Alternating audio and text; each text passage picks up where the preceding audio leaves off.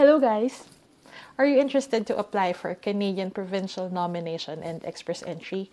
Or you are already in the pool of the applicants? Or maybe you're just curious, what are these things that I am talking about? Well, hello. This is Kimmy, and let me try to explain some things and let you know what you should do before you start your application.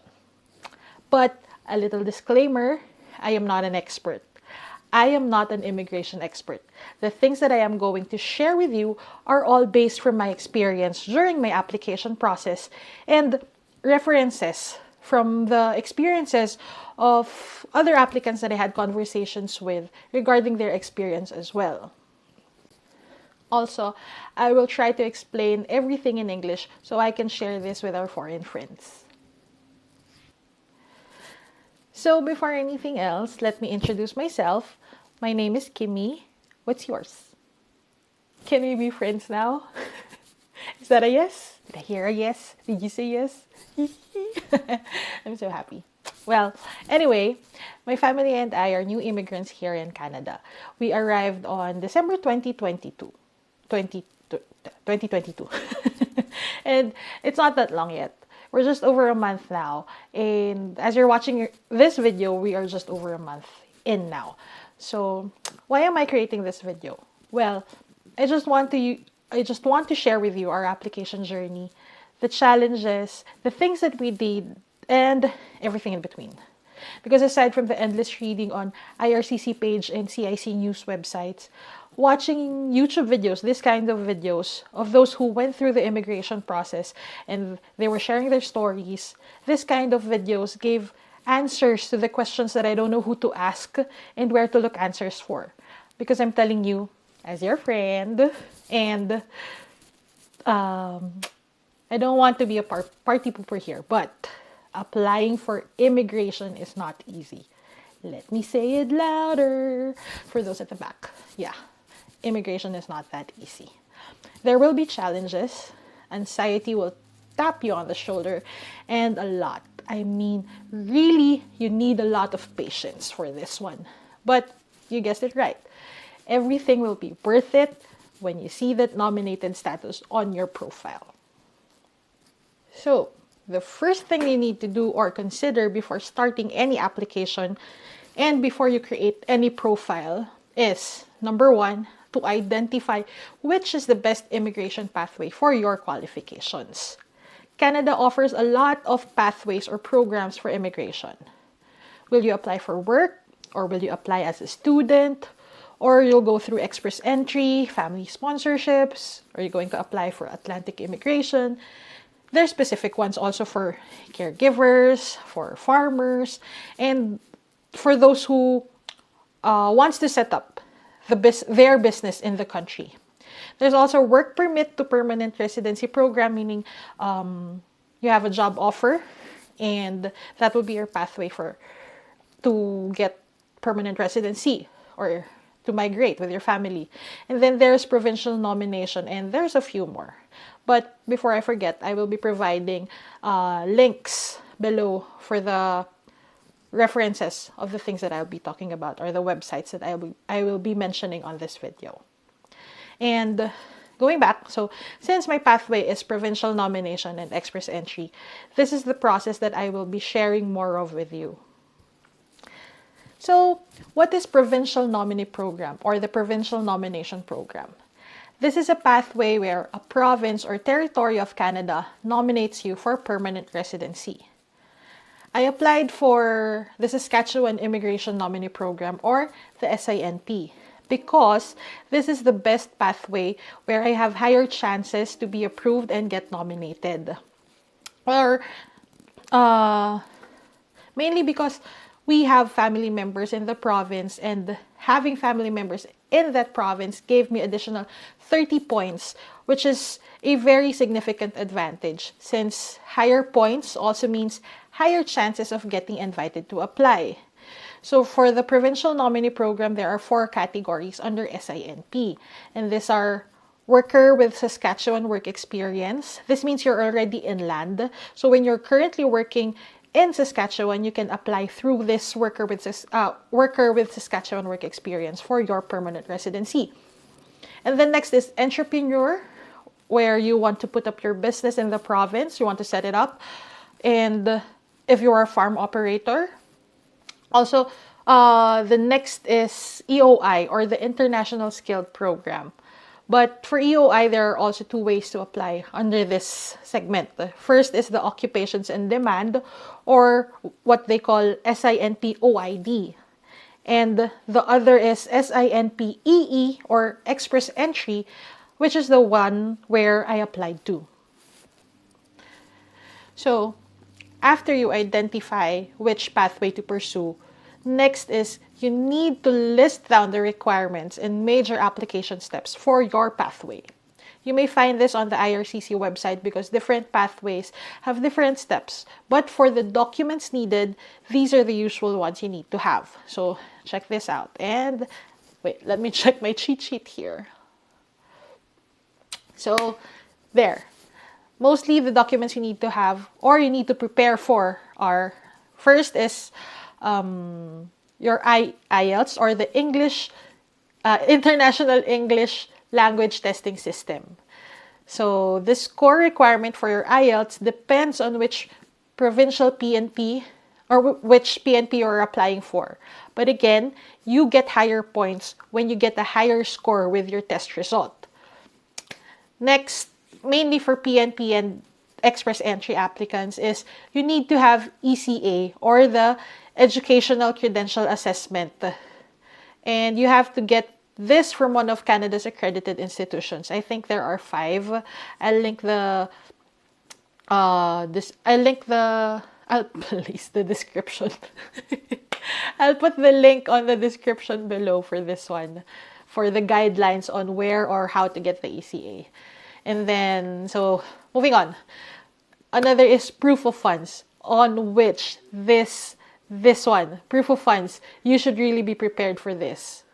And next is, of course, you have to have your passport, your birth certificate, transcript of records, employment references, and there are more, depending on which pathway you are going to take. Now that you have the list of what you need to submit, of course, the next thing that you need to do is to start preparing for your requirements. And based on my experience and from the experience of the other applicants that I had a chat with, you should prioritize your preparation with, first, your IELTS. You should have your IELTS result ready. They should be ready before you start your application or before you start creating your EOI or expression of interest for SINP. This means that you should have taken the IELTS test and you have your results already before you create your EOI. I joined the Facebook group for SINP applicants, which was made by Kuber. He's an accredited immigration consultant and he has a YouTube channel all about migrating to Canada. I'll link it down below. There's a lot that you can learn from his channel. Anyway, going back, based on the other applicants in the group, some were declined and some needed to withdraw their application because they lodged in a dummy score of their IELTS on their EOI, meaning they entered their target score or just a dummy score upon creation of their EOI. And then they only took their IELTS exam when they received an invitation to apply. But then they got a different score from the one that they lodged in. So the scores that they entered in their EOI does not match the actual results that they got. So when you get an invitation, when you get the invitation to apply, this is the time where you have to upload all the supporting documents that you have declared on your EOI. So if this happens to you, it's either you retake your IELTS and try to match the score that you have entered when you created your EOI, or like what the others did, they withdrew their applications. You have to withdraw it and create a new EOI and lodge your actual IELTS result. Also, you have to take note that your IELTS score is only valid for 1 year. It used to be 2 years before, but I think since 2020 or 2021, they changed it to 1 year. So make sure also that when you submit or attached your IELTS results, this should be valid. Your IELTS results should be valid. Another thing to note is your application should be accurate. All the things that you declare on your EOI should be accurate. And I believe all pathways are strict on this accuracy thing. Yeah. There should be no misrepresentation, or you should never provide any wrong or inaccurate information, because if the immigration officers find any misrepresentation on your declaration or your documents, there are chances that you may be banned to apply for any pathway for, I think, 2 years. So moving on, the second thing that you need to prepare for is your transcript of records from your highest educational attainment. Then you need to apply or get your Educational Credential Assessment, or the ECA. If you have your bachelor's degree, then that's what you have to submit. Now, if you have master's degree or PhD, this is the one that you should submit for ECA. There's no need to submit ECA for your bachelor's if you already have master's or PhD, because it says you must have ECA for the highest educational attainment that you have. So the validity of this ECA is 5 years. And you don't have to be mindful of the validity of this, unlike your IELTS result that is only valid for 1 year. In my experience, I got my ECA from WES, or World Educational Services, and their processing time is around 30 to 45 days. So you have to send it to them, and then they will mail it back to you with the result of, in my case, my bachelor's degree was evaluated, and it turns out it confirms with the standards of Canada that my bachelor's degree is a 3-year or more bachelor's equivalent. And then this one. This is probably the most challenging one, unless you really have the money. This is your application fee budget and proof of funds. These are two separate things, because when you lodge in your application, you have to pay, I think, $350. This is when you get an invitation to apply. And then the biggest preparation that you need to do is to prepare for your proof of funds, or the show money. And if you have something to pay, if you're applying to study in Canada, then you also have the money ready. You should also have the money for your tuition fee ready. So now, with your proof of funds, it's not enough that you have it available when you create your EOI for SINP or for your proof of funds. I mean, you should have this available and ready before you create your EOI. You must have maintained the required amount in your bank account for 6 months before you submit your EOI. You do not have to provide the bank statement upon the creation of EOI, but your bank should have maintained the amount equivalent to the required Canadian dollar based on the minimum amount required. Wait, let me explain that again. For example, in my application, I have 3 family members. That includes me as the principal applicant and my dependents, which is my husband and my daughter. Currently, the required amount for a family of 3 is 20,371 Canadian dollars. So in the Philippines, 1 Canadian dollar is equivalent to, let's say, wait, let me check. Today it's 41 pesos. So I should have been maintaining the amount not lower than 835,000 pesos for 6 months before I submit my application. Not the EOI, but the application after you get the invitation to apply. But since it's 6 months, it's better that you already have the amount before you lodge in your expression of interest or your EOI. So, I can't emphasize this enough, but before you start your application, be sure that your funds are prepared, because the last thing that you would want is to receive that invitation to apply, and then you submit your application, but then you will receive an email from IRCC that you are ineligible because you have insufficient funds. Also, always be updated with the exchange rates of your local currency to Canadian dollar. it's best if you have allowance with your Canadian conversion just to be safe. Anyway, you may be confused on some points that I have mentioned about the process. I will be creating another video about my timeline and explain how the application process works. Right now, let's just focus on the things that you need to be preparing before you proceed with your application. But wait, there's more. Depending on your pathway, you may also have to need to identify your NOC correctly. What is NOC? So, NOC stands for National Occupation Classification. This is Canada's national system for describing occupations. So, Canada has a tool that you may use to search for your NOC. You may check the link that I provided on the description of this video. So, when you go to the website, the NOC finder is quite simple to use. You just have to type in your current job position or your profession, and it will give you a short list of possible NOCs that you may use. It is important that you do your research, read through the details of their possible NOC matches, because applying for wrong NOC may result to ineligible profile. I also got ineligible profile because I used the wrong NOC on my first application.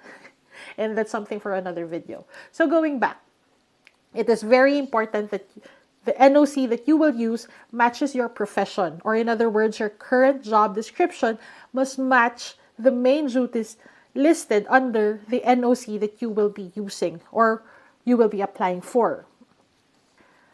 Now, for pathways that doesn't need to have a job waiting for you in Canada, or if you are not required to have a job offer aside from identifying your correct NOC, your bachelor's degree must be aligned with your work experience. For example, if you have bachelor's degree in accounting, your work experience must be related to accounting services or accounting management or anything about accounting. And that must be proved on your proof of work experience, which you submit after you get an invitation to apply. That was a mouthful. Anyway, you may have different NOCs for each of the jobs that you have in your work experience, but you should pick the NOC that you had at least 2 years of full-time work experience for your main NOC, or for the NOC that you will be using when you create your EOI. So, to summarize everything, before application, you must 1. Identify the right immigration pathway for you. Next, list down the requirements, and then start preparing for the requirements. Get your IELTS and have your ECA ready. Prepare for your proof of funds and identify your correct NOC. So, these things may sound easy, but they will take your time, and preparation for all this will really test your patience. But it's always best to be prepared by knowing what you need to do before your application or before you apply. And it's best knowing what to expect during the application process. And that will be all for now. I hope you find this video helpful in any way. And if you have comments or questions or anything, you may leave them down on the comment section below.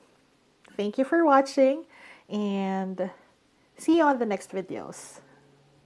Bye!